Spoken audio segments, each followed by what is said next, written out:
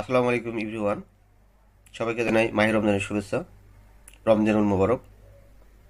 Welcome to my YouTube channel Ruel nursing academy. যারা আমার channel নতুন অবশ্যই like, comment, share and subscribe করে পাশে থাকবেন। আজকে আমি আলোচনা করব নার্সিং ভর্তি পরীক্ষায় নেগেটিভ মার্ক আছে কি না, নার্সিং ভর্তি পরীক্ষায় কত সময় থাকে এবং নার্সিং ভর্তি পরীক্ষায় হলে আমাদের করণীয় কী। প্রিয় নার্সিং ভর্তি যোদ্ধা ভাই বোনেরা, 2026 সালের নার্সিং ভর্তি পরীক্ষা 27 ফেব্রুয়ারি অনুষ্ঠিত হবে।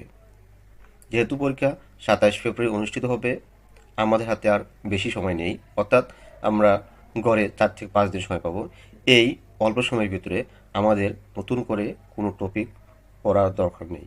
অর্থাৎ আমরা এতদিন যাবত আমরা যে বিষয়গুলোর উপরে পড়াশোনা করেছি, এতদিন যাবত আমরা যা পড়েছি সেগুলো ভালো করে রিভিশন দেওয়া এবং বিগত সালের কোশ্চেনগুলো অ্যানালাইসিস করে পড়া। অনেকেই আমার কাছে জানতে চায় যে ভাইয়া নার্সিং ভর্তি পরীক্ষায় নেগেটিভ মার্ক আছে কিনা।